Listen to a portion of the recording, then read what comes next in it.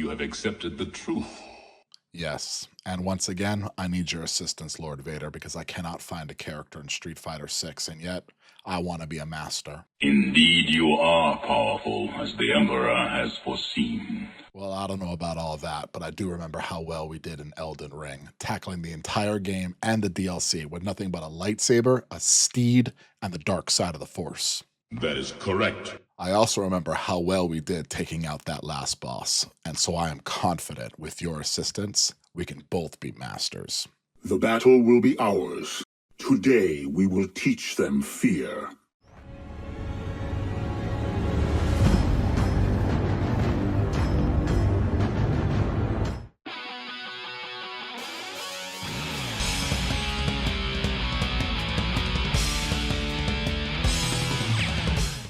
Hello everyone, and welcome to HD Philosophy, the channel where we take some time at the classics to awaken the hidden dragon within all of you. And this is a brand new set of episodes where, because Mighty Noob was able to make me an excellent mod, I can now embody Darth Vader as I run to master.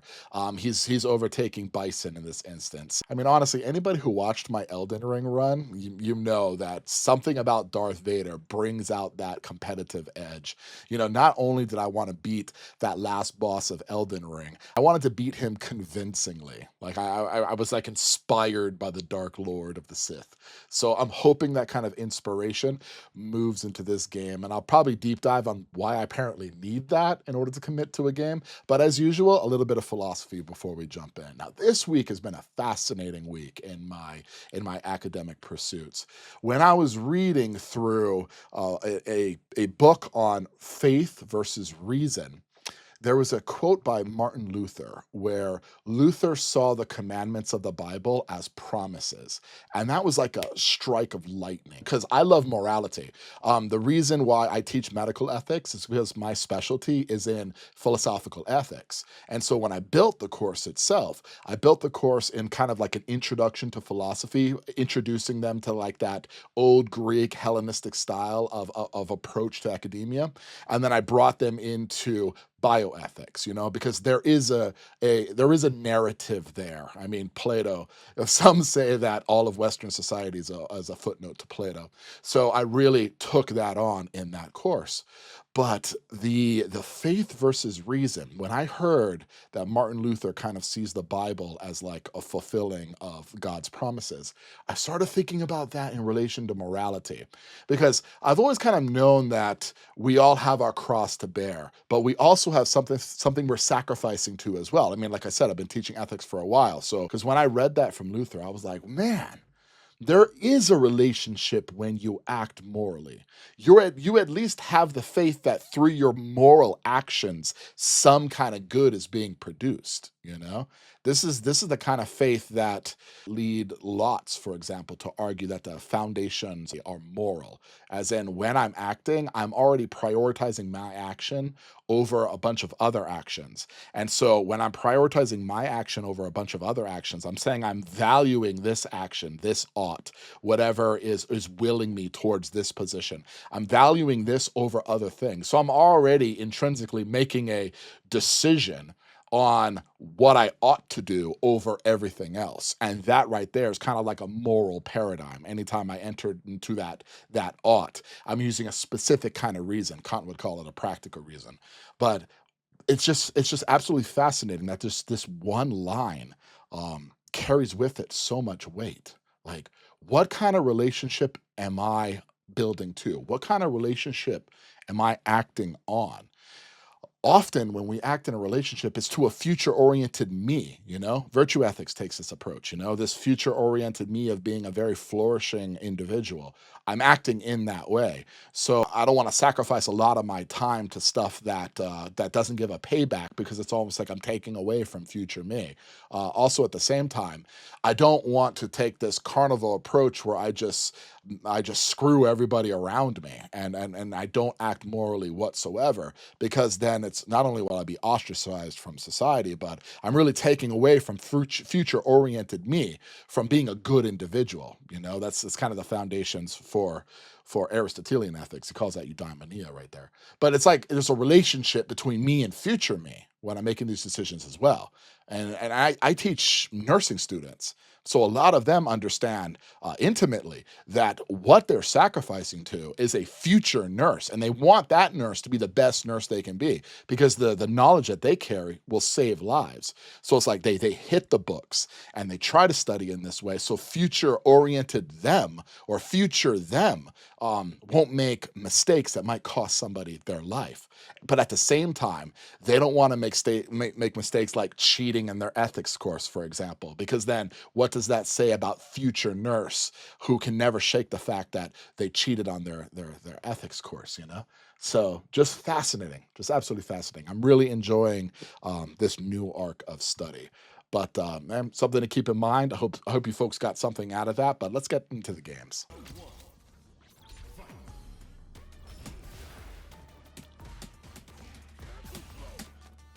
Ooh, got him.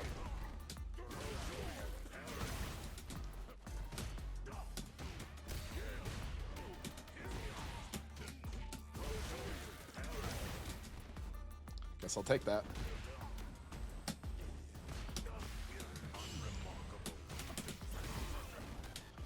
Again. Okay.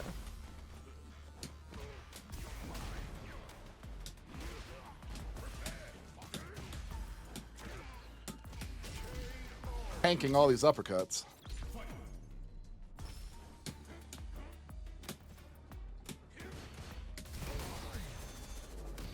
Go, Hado.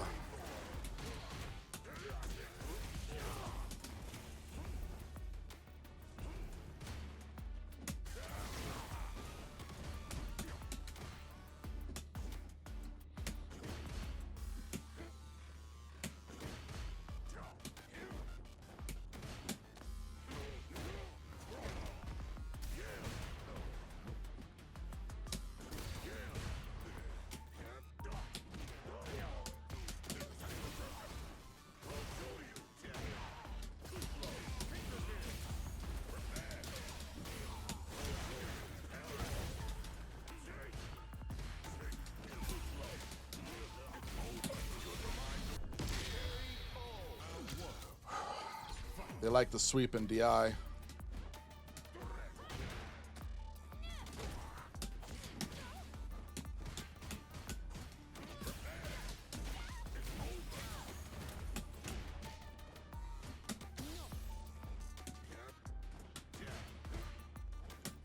That was a Psycho Crusher. Nope.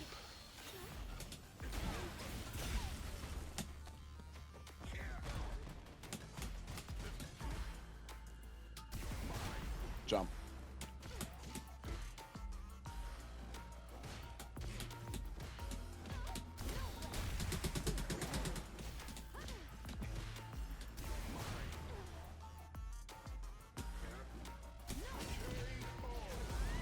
Ah, it's not really working that I'm being patient, is it? Oh, I thought they were doing something. Oh, the sweep. Okay.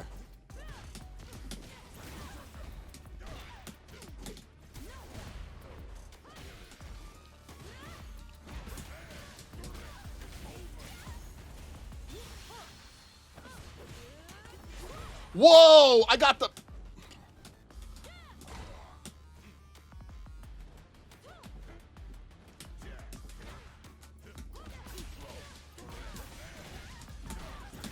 Ooh, I did it. I planned that right there. Well, there you go, everyone. Diamond. We're going to switch out for that New Hope Rogue One Vader right there. All right, let's see what we can do here.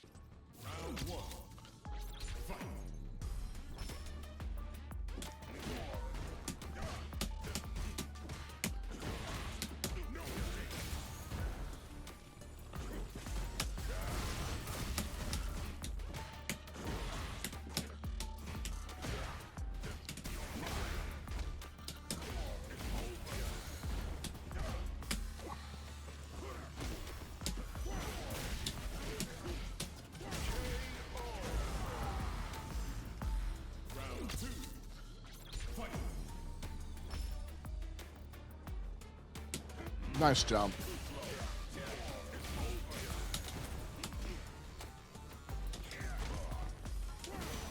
Nice.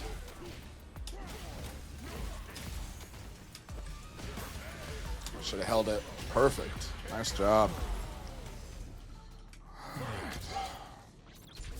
I was a little bit too hesitant that time around. No, stop.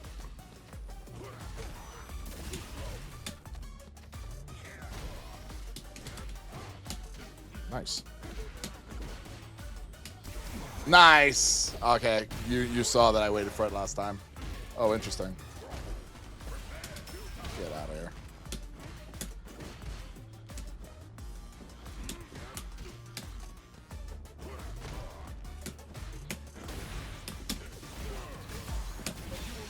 You will rule this day. Punisher.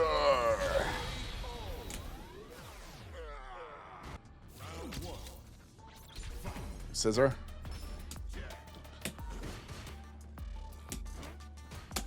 Nice. Ooh, good, heavy. Oh!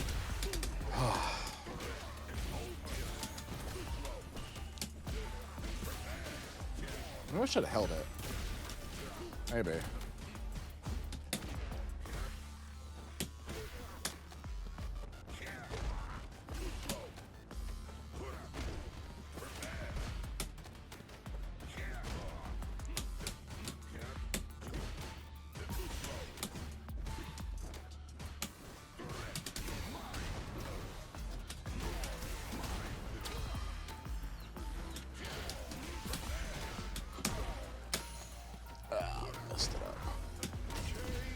Just meaty hit, just in case.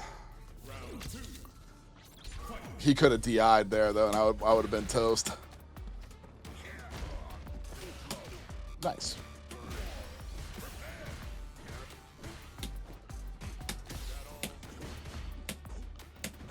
Ooh, nice.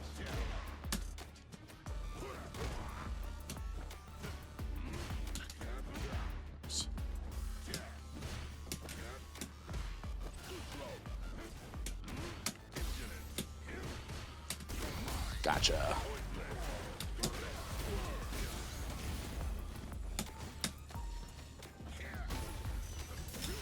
Nice.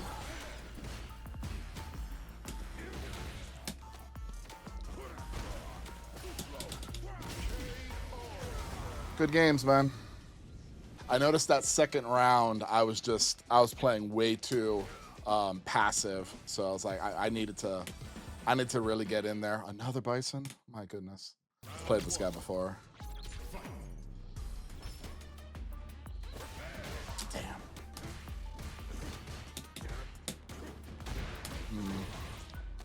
Yeah, good one.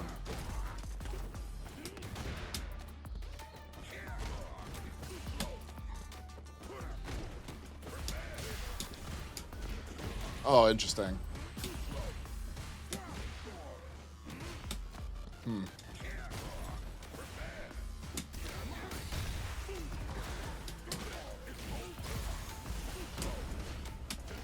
Nice. Good. Okay, I keep throwing the scissors right back. That's so he's got a whiff of that. So.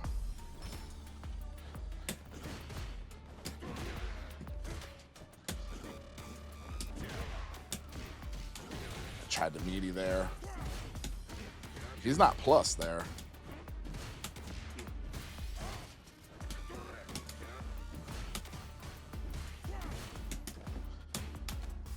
Ah, the back throw. Oh. Damn. Man, he keeps jumping.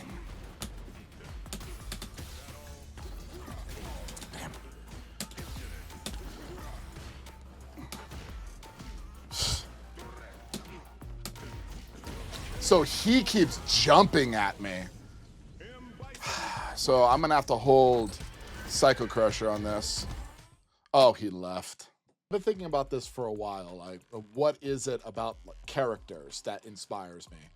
Because I will legitimately figure out how to play a character just because I like the character themselves, not like the archetype. And I know that's weird because a lot of fighting game players, when I watch how to choose your main, it's always like, what kind of play style do you like? For me, it's the character, and then I'll figure out the play style, And I know that's odd, but I figured out why. You know, I am a comparative individual, as in that's what motivates me. I know I think about that meme of like Michael Phelps swimming, and then the person who's second place is just looking at Michael Phelps instead of looking at the end result. And I get that. I understand how like when you're comparing to somebody else, you'll never win. But the fact is if I didn't compare myself to like my cousin who was very successful and on her way to getting a PhD, I probably wouldn't be here either. Like, I like to compete in that way. And the people who I look up to, obviously I study ancient philosophers, I'm blown away by the sheer amount of wisdom in Socrates and how Plato was able to take on that philosophy from Socrates and make it what it is today. And the great people like Aristotle, Immanuel Kant. I used to get so excited when in graduate school when we would be learning Immanuel Kant in new ways, So it was like, these are the people who I would look up to. And it is a lonely road because you're never really satisfied in that way, but also at the same time, it's a double-edged sword. Like, I don't think I would be here where I am if I just didn't have that, number one, that competition, but also that measuring up, And I'm back here and I'm playing Street Fighter because I was watching the Sejam Slam, and I was watching people who don't do this for a living, just enjoying Street Fighter, and I was like, no, I could be at least that good right there. I could try to be that good. I can't be a punk. I can't be a Tokido, these are some of the ones I look up to as far as fighting game players. But, maybe I could do that. I could at least be good enough to produce some content for you folks and enjoy fighting games. Because I do love fighting games at the end of the day. So I did realize that. And that's why I'm taking on Vader right now. And I'm just like, I'm going to figure out a way. I'm not going to let him down. It's almost like I don't want to let the character down. I know it's interesting, but I'm nothing but honest with you folks, but let's get back into the games.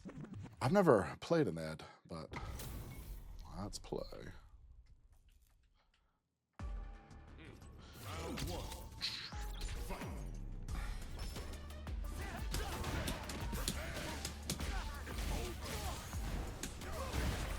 Oh, DP, he's got one.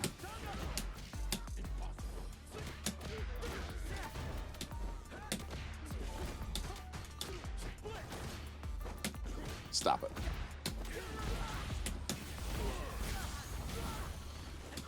Oh, okay, yeah.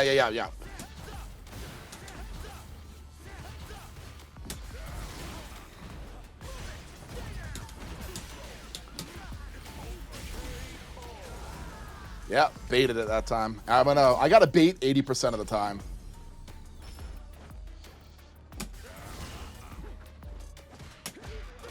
I'm delaying it, but...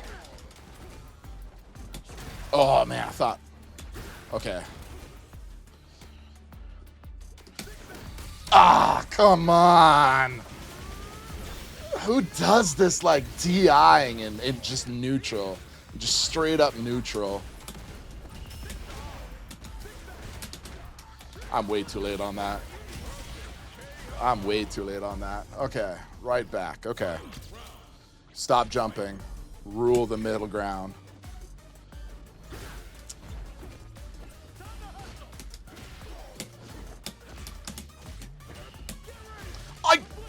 Where was... Oh, it ate it. It ate it. It absolutely ate it.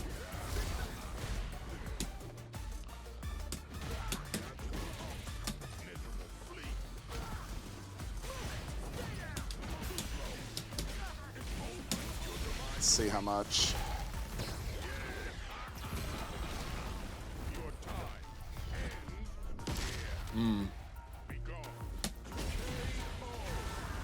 Let's go.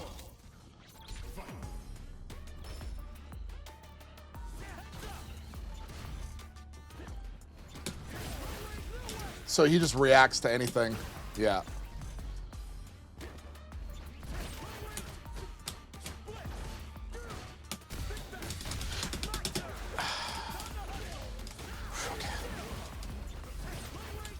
What? Wow, that like... That freezes. Like, I was actually in the startup of the scissors kick, too.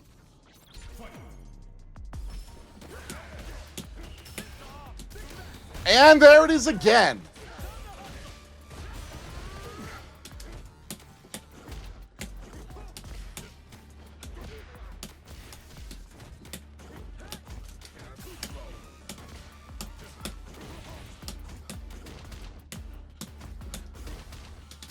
Of course he's gonna jump there.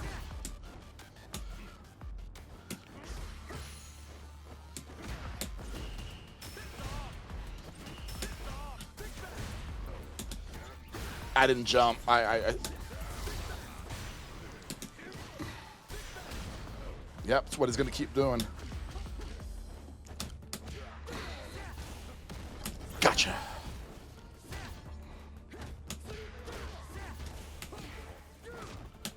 Jump. Come on, jump.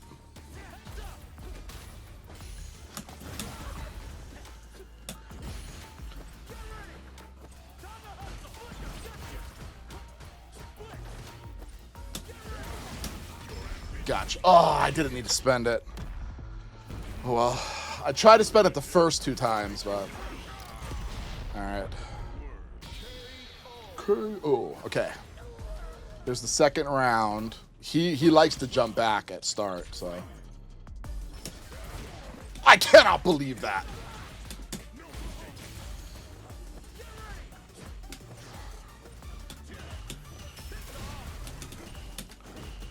Jump, come on.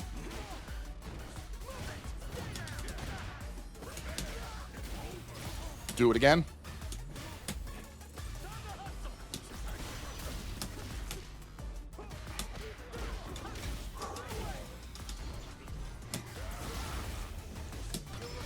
I think I pressed. Unfortunately, I did press. You should have known, though. You should have known. He's going to wake up with something.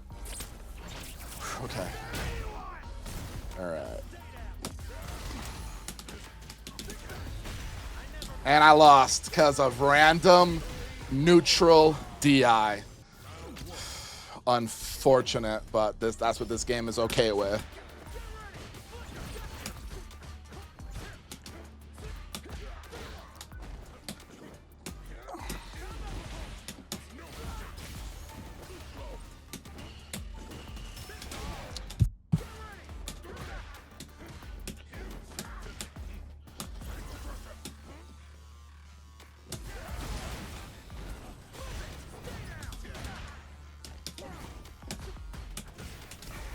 Okay, he's gonna keep jumping. All right, every chance he gets.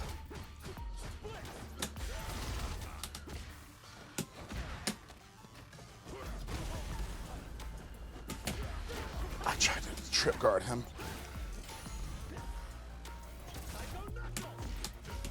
Jump. Gotcha. Okay.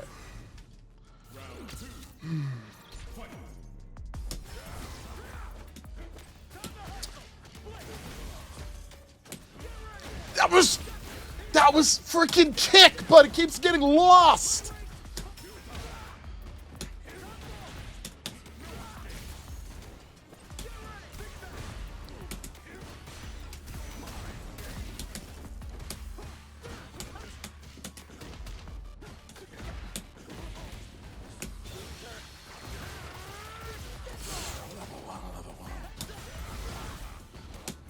Jump.